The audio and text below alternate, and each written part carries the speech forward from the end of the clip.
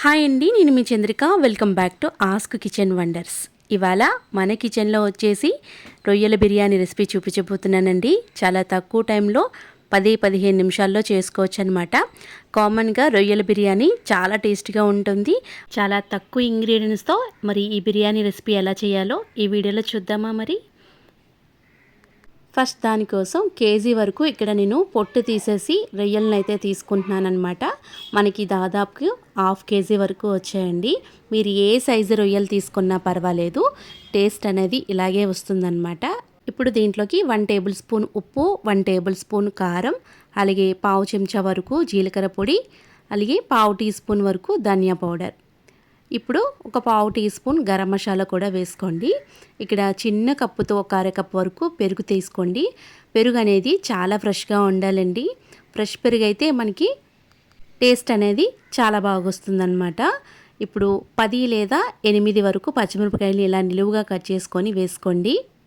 అలాగే దీంట్లోకి కొంచెం కొత్తిమీర, అలాగే కొద్దిగా పుదీనా, ఈ రెండు కూడా వేసేసి ఒక్క నిమ్మబద్ద చెక్కని దీంట్లోకి పిండేసుకోవాలండి. దీనిలో ఉన్న పల్ప్ అంతా తీసేసి జస్ట్ జ్యూస్ మాత్రమే నిమ్మకాయ వేసేసుకొని చక్కగా దీన్ని అన్నిటికీ మిక్స్ చేసుకోవాలి. ఇలా బాగా మిక్స్ చేసుకొని ఒక గంట పాటైనా సరే మనం దీన్ని ఫ్రిడ్జ్లో పెట్టుకోవాలన్నమాట. మనం చికెన్ అయితే ఎలా అయితే ఫ్రిడ్జ్లో పెట్టుకుంటామో అలాగే పెట్టుకోవాలి. ఇలా మిక్స్ అయిన తర్వాత ఒక పావు టీ స్పూన్ వరకు పసుపు వేయండి. పసుపు కూడా యాడ్ చేసుకొని బాగా మిక్స్ చేసుకొని ఒక అరగంట పాటైనా గంట అయినా ఫ్రీజర్లో పెట్టుకొని బిర్యానీ చేస్తే చాలా బాగుంటుందన్నమాట. ఇప్పుడు బిర్యానీ కోసం ఒక గ్లాస్ వరకు రైస్ తీసుకోండి. నేను ఇక్కడ 1.5 గ్లాస్ వరకు బిర్యానీకి అయితే చేస్తున్నాను. మీరు ఎక్కువ క్వాంటిటీలో చేయాలనుకుంటే కొద్దిగా రొయ్యల్ని అలాగే రైస్ని పెంచుకుంటే ఫ్లేవర్ అనేది బాగా తెరుస్తుందన్నమాట. ఇలా వాటర్ని వేసి ఒక 2-3 సార్లు శుభ్రంగా వాష్ చేసుకొని ఒక 10 నిమిషాల వరకు ఈ రైస్ని నానబెట్టుకుంటే బాగుంటుందన్నమాట. బిర్యానీ అనేది పొడిపొడిలాడుతూ వస్తుందన్నమాట. ఇప్పుడు ఒక బాండీ తీసుకోండి. బాండీ తీసుకొని 2 టేబుల్ స్పూన్ల వరకు నెయ్యి వేసుకోండి. నెయ్యితో చేసుకున్నా పర్వాలేదు. కొద్దిగా ఆయిల్ కూడా వేస్తున్నాను ఇక్కడ నేను. 2 టేబుల్ స్పూన్లు నెయ్యి వేస్తే 2 టేబుల్ స్పూన్ల వరకు ఆయిల్ కూడా వేయండి. ఇప్పుడు ఆయిల్ నెయ్యి బాగా హీట్ ఎక్కిన తర్వాత దీంట్లోకి కొంచెం బిర్యానీ ఆకుని వేసుకోవాలి. 2 వరకు తీసుకోండి. అలాగే హోల్ గరం మసాలా, ఇక్కడ షాజీరా పువ్వు, చెక్క, మరాఠీ ముగ్గ, అలాగే ఇలాచి, వీటన్నిటిని కూడా వేసేసి దోరగా వేగనివ్వండి.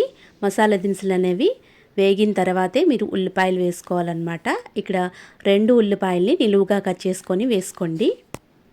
హై టు లో ఫ్లేమ్ పెట్టుకొని ఉల్లిపాయలు అనేవి మంచి గోల్డెన్ షేడ్ వచ్చేంత వరకు వేయించండి. ఇలా ఉల్లిపాయలు వేగుతున్నప్పుడే ఒక రెమ్మ కరివేపాకు వేసుకోండి. కరివేపాకు వేసి బాగా వేయించుకోవాలి. కరివేపాకు ఫ్లేవర్ బాగా తెలియాలంటే కొంచెం బాగా వేయించుకోవాలన్నమాట. ఇప్పుడు 2 టేబుల్ స్పూన్ల వరకు జింజర్ గార్లిక్ పేస్ట్ ఫ్రెష్గా రుబ్బుకోండి. ఫ్రెష్గా రుబ్బుకొని వేసుకుంటే బిర్యానీ టేస్ట్ అనేది చాలా బాగుంటుంది.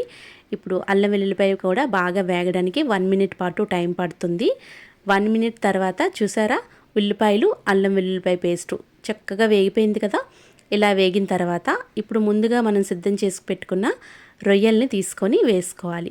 ఫ్రీజర్లో నుంచి ఒక అరగంట అయినా సరే మీరు ఈ రొయ్యల్ని ఫ్రీజర్లో పెట్టుకుంటే మనకి బిర్యానీ చేసుకునేటప్పుడు బాగుంటుందన్నమాట. మీరు చికెన్తో చేసినా దేంతో చేసినా ఒక హాఫ్ అన్ అవర్ అయినా సరే ఇది పెట్టుకోవాలన్నమాట ఫ్రీజర్లోనే. అప్పుడే బిర్యానీ టేస్టింగ్ మరింత పెరుగుతుందన్నమాట. ఇప్పుడు రొయ్యల నుంచి వాటర్ అంతా వచ్చేంత వరకు మూత పెట్టి బాగా మగ్గించాలన్నమాట. చూసారా, రొయ్యల నుంచి వాటర్ అనేది ఎంత రిలీజ్ అయ్యిందో. రొయ్యల్లో ఎక్కువ నీరు శాతం ఉంటుంది కాబట్టి రొయ్యల నుంచి వచ్చిన వాటర్ అంతా కూడా దగ్గరికి ఎగిరిపోయేంత వరకు ఈ రొయ్యల్ని కుక్ చేసుకోవాలి. మళ్ళీ మూత పెట్టి ఒక 10 నిమిషాల వరకు కుక్ చేసుకుందాం.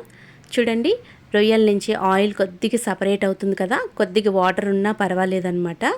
ఇలా కొద్దిగా వాటర్ ఉన్నప్పుడే మనం ఎసరు పోసుకోవాలన్నమాట. దీంట్లోకి మనం తీసుకున్న బియ్యం క్వాంటిటీకి ఇక్కడ నాకు 3 గ్లాసుల వరకు వాటర్ని తీసుకుంటున్నాను. మనం 1.5 గ్లాస్ వరకు రైస్ని తీసుకున్నాము. దానికి మనం 2.5 వరకు వేస్తున్నానమాట. రొయ్యల్లో కొద్దిగా వాటర్ ఉంది కదా, అందుకే వాటర్ని తగ్గించి వేసుకుంటున్నాను అనమాట. ఇప్పుడు వీటన్నిటిని బాగా కలిపేసి మీరు ఒకసారి ఉప్పు చెక్ చేసుకొని ఉప్పు వేసుకోవాలన్నమాట. ఒకసారి దీంట్లోకి ఉప్పు సరిపోయిందో లేదో చూసుకొని వేసుకోండి. కొద్దిగా పుదీనా, అలాగే కొంచెం కస్తూరి మేతి ఈ రెండు వేసిన తర్వాత ఒకసారి బాగా మిక్స్ చేసుకొని ఒక పొంగు వచ్చేంత వరకు మనం దీన్ని మూత పెట్టి బాయిల్ చేసుకోవాలి. ఎసరు పోసిన తర్వాత వాటర్ బాయిల్ అయ్యే వరకు హై ఫ్లేమ్లోనే పెట్టాలి. చూడండి ఇక్కడ ఇలా మరుగుతున్నప్పుడు మనం ఒకసారి బాగా మిక్స్ చేసుకొని మనం ముందుగా నానబెట్టుకున్న రైస్ ఉంటుంది కదా, ఆ రైస్ని వేసుకోవాలి. ఒకవేళ మీరు బాస్మతి రైస్ వేసుకున్నట్లయితే కాస్త వాటర్ని తగ్గించుకొని వేసుకోవాలన్నమాట. సేమ్ ఇదే ప్రాసెస్ చేసుకోవచ్చు. ఇక నేను నార్మల్ రైస్తో చేస్తున్నాను కాబట్టి మీకు రైస్ అనేది బాగా వస్తుంది ఈ పావు గంట నానబెట్టడం వల్ల. ఇప్పుడు చూసారా, రైస్ మొత్తాన్ని కూడా వేసేసి ఒక్కసారి బాగా కలిపేసి మూత పెట్టి హై ఫ్లేమ్లోనే ఉడికించుకోవాలి. దగ్గర పడిన తర్వాతే మనం దీన్ని లో ఫ్లేమ్లో పెట్టుకోవాలండి. 10 నిమిషాల తర్వాత మనకి ఇలా ఉంటుందన్నమాట. వాటర్ పైకి వచ్చిన తర్వాత ఇలా ఒక్కసారి ఈ టైంలో బాగా కలిపేసి మళ్ళీ తిరిగి మూత పెట్టేసి ఒక 10 నిమిషాలైనా సరే దీన్ని లో ఫ్లేమ్లో పెట్టేసి ఉడికించుకోవాలి. చూడండి ఇక్కడ నేను 10 నిమిషాల తర్వాత మూత తీసి చూపిస్తున్నాను కదా, బిర్యానీ అనేది పర్ఫెక్ట్గా ఉడికిపోయిందనమాట. చూడండి అడుగు నుంచి ఇలాగా కలుపుకుంటే మనకి బిర్యానీ అనేది మంచి టేస్ట్గా కుదురుతుందనమాట. మంచి అరోమాతో ఈ రైస్ అయితే రెడీ అయిపోయిందండి. ఒక 5 నిమిషాల తర్వాత మనం వేడివేడిగా ఈ రొయ్యల పులావుని వడ్డించుకుంటే చాలా టేస్టీగా ఉంటుంది. దీనికి రైతాతో పని లేదనమాట. కొంచెం ఉల్లిపాయ ముక్కలు, ఒక హాఫ్ చెక్క వరకు లెమన్ జ్యూస్ పిండేసుకొని రైస్ ఉట్టనే తినేయచ్చు అనమాట. అంత టేస్ట్గా ఉంటుంది. చూసారు కదా, చాలా తక్కువ ఇంగ్రీడియంట్స్తో 10-15 నిమిషాల్లోని ఈ రొయ్యల పులావ్ అనేది మనం చేసుకోవచ్చు అనమాట. వీడియో కనుక నచ్చితే లైక్ చేసి మీరు కూడా ఇంట్లో ఒకసారి ట్రై చేసి చూడండి. మీకు ఎలా కుదిరిందో నాతో కింద కామెంట్ సెక్షన్లో కామెంట్ చేయండి. మరిన్ని వీడియోస్ కోసం మా ఛానల్ని సబ్స్క్రైబ్ చేయండి. Thank you for all.